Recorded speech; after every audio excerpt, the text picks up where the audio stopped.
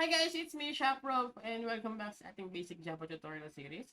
It's me, ShockProf, Prof Shock, Sir Shock, providing you real-life example para mas papadali natin ng programming.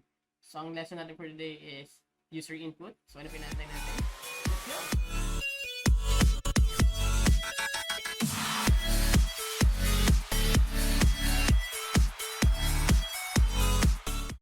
Okay, so tulad nga na sinabi ko na nakaraan, ang next topic natin for today is user input.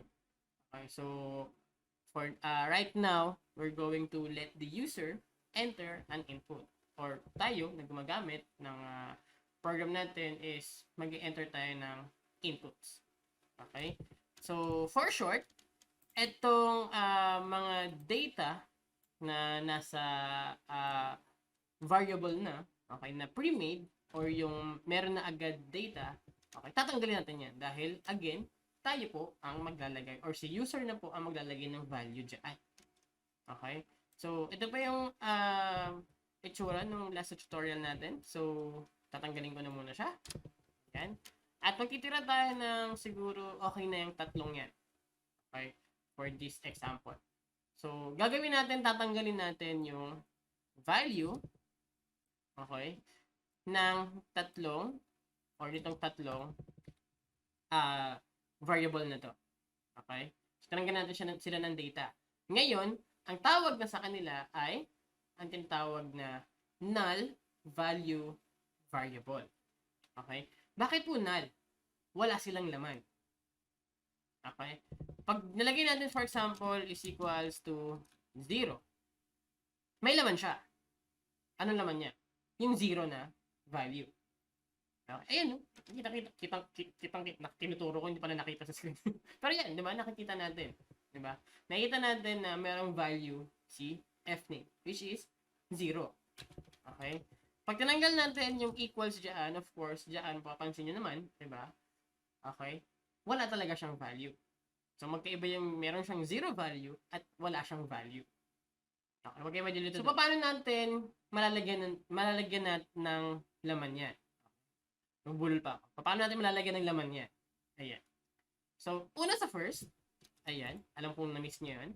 Una sa first, mag-i-import tayo ng built-in, sabihin natin built-in package, ayan, ng NetBeans or ng Java itself. Okay? At yun yung tinatawag nating utils or yung utilities. Okay? Or I don't know kung utilities talaga siya. Okay? So, correct me if I'm wrong na lang dun sa comments. Ayan. So, paano tayo maglalagay or i-import, okay, ng plugin or ng another package dito sa program natin. Okay. So, sinabi ko na, type na lang natin si import. Okay. Import Java. Ayan. Dot.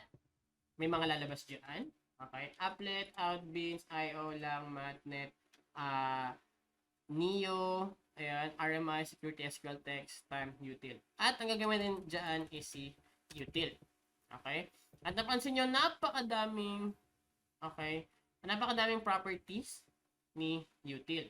Okay? Ang gagamitin lang natin dito is si scanner. Okay? So, ito po, trick lang. Okay? When nasa practicing phase pa kayo, okay lang po na gamitin nyo is asterisk tapos semicolon. Okay? Ano yung difference ng asterisk tapos difference ng nilagay natin dyan yung word na scanner? Pag yung word na scanner lang ang nilagay natin dyan, okay, si scanner lang ang magagamit natin kay util. Okay? Yun lang po. Okay? Pero, kapag ginamit natin is si asterisk po ang ibig sabihin niyan sa Java or sa programming is all. So, for short, lahat po ng nasa utils or yung lahat po na nakita nyo kanina doon na nasa loob ni util or yung properties ni util is lahat ng yun pwede mong magamit. Okay? So, since nasa practicing phase pa tayo, okay lang na asterisk ang ilalagay natin dyan. Okay? Para along the way, hindi na ako mag-i-import ng another util package. Okay? Pero, once na nasa work na kayo or nasa industry na kayo, Okay? Much better na specific po yung magagamit nyo dyan. Kasi, I don't know kung tama ako. Okay? Pero, as far as I know kasi, kapag naka-asterisk yan, kahit di mo ginagamit yung nasa package, okay? For example, si scanner lang ginamit mo pero naka-asterisk yan. Once na niran mo yung program mo or parang once na binild mo or ginawa mo siya as a exe file na siya, okay? Nireload niya pa rin yung lahat ng nasa util package. Okay? So, kapag specific siya, kung ano lang yung kailangan mo, okay? Of course, mas mabilis yung loading process or yung loading process, di ba? Okay. So guys, correct me if I'm wrong. Okay. So kung may chance na may mali ako doon, okay? May chance na tama naman ako doon. Pero it's up to you kung ano pong gusto niyo gawin. Yung naka-asterisk ba or naka-specific kayo. Okay. For now, for this tutorial, asterisk po ang gagamitin natin. Okay? So, pero si scanner lang naman ang gagawin natin dyan. Okay. So, after po natin mag-import, okay, after natin i-import si util, ang next step po natin dyan is, okay, papakilala natin si scanner dito sa program natin. Okay? Sa code natin. Paano yun? Okay? So, gagawin natin data type yung word na scanner or gagawin natin, for example, variable si scanner. So, paano yun? Okay? Ito po ay parang gagawin natin siyang object. Okay? So, ito guys, medyo advanced na to, yung word ng object. Meron po tayong tinatawag na OOP, Object-Oriented Programming sa Java. At sa programming pala lahat, okay? Sa lahat po ginagamit yung OOP, Object-Oriented Programming. Pero for intermediate na yun. So, ngayon, beginners tayo. So, hindi ko siya magaanong i-explain. So, okay, gagawa tayo ng object. And sa Tagalog, ano si object? Gamit. So, gagawin natin siyang gamit para dito sa program natin. Okay? So, gagawin natin data type. Yung class na scanner. Which is, yung lahat ng nasa util, lahat po ng nasa properties na nakita nyo doon, si scanner, si abstract na nakita nyo doon, or whatever, ayan. Lahat po yun is classes. Okay? Lahat po yun ay class. Sila po ay isang public class. Okay? So, gagamitin natin sila, or gagamitin natin si scanner na class as a data type. So, paano yun? So, diba string, fname ang nakalagay dyan, which is data type muna, bago ang variable name. Ganun din dito. So, gawin natin scanner. Okay? Anong pangalan ng scanner natin pag ginamit natin siya dito? Okay? So, ang standard po na ginagamit o na pinapangalan kay scanner is input. Okay? Bakit input? Kasi mas madali po siyang maintindihan. Input ni user. Okay? So, again guys, naming convention yan. Example. Okay, ito po yung real life example which is ito yung kung paano nakilala yung channel na to. Okay? So, real life example. Kapag meron kang movie, okay? Meron kang movie, ang title niya is for example, Spider-Man. Pag save mo siya sa computer mo or sa cellphone mo or sa kung saang device, anong pinapangalan mo sa kanya? Of course, Spider-Man ang file name. Okay? Para saan? Para madaling makita, madaling malaman na Spider-Man yung file na yun. Or Spider-Man movie yung file na yun. Dito, sa programming, ganun din. Papangalanan natin siya, okay? Sa kung saan natin siya mas maalala or mas malalaman na para saan siya. So, scanner input, which is, si input is para kay user input, which is, mas maganda na, input po ang ilagay natin siya. Pwedeng ilang word ang gamitin mo, okay lang naman. Okay? Pero mas maganda kung sa standard na tayo na parang sanin tayo agad. Okay? So, yun. Scanner input. Okay? Then, equals, anong value ni scanner? Okay? Ang value ni scanner is si scanner itself din naman. So, bakit po may new? Okay? So, mamaya malalaman nyo kung ano yan.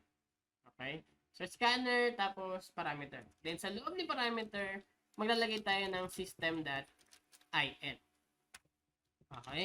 Ay, ibig sabihin niyang system.in, yung in po na yan is yung is yung input po ng keyboard natin. System.in. Yun po ang ibig sabihin niya. Okay? So, pag tinagalog natin to,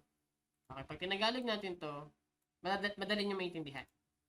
Bakit? For example, si scanner na class, pinangalanan nating input.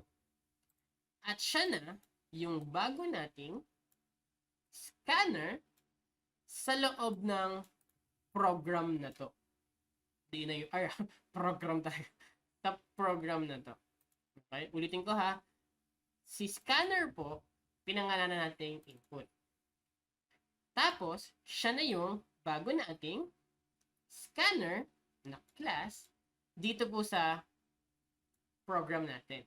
So, for short, yung lahat po ng laman or ng properties ni scanner, magagamit natin siya using si input lang na variable name. Bakit?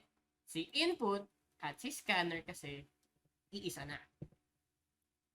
Okay? So, lahat po ng properties ni scanner ay naki-input na. Or for short, si input ay si scanner po. Sa program natin, of course. Ginawa natin siyang object. Ginawa natin siyang gamit. Okay? Para dito. Okay? So, hindi lahat ng programmer manggagamit. Huwag kayong mag-alala. Ayan. Okay? So, meron po tayong properties na gagamitin galing kay scanner para makapag-type tayo ng input. For example, ito, si string fname. Okay? So, ayan. Start na tayo. So, system.out.print ang gagamitin natin ngayon. Okay? So, eto na. Diba? Ito na yung sinabi ko doon sa last na natin, nung printing and output pa. Kung tuwing kailan ginagamit si print at si print line. So, ito, ginagamit natin si print kapag may user input na, which is, ngayon, gagamitin natin siya.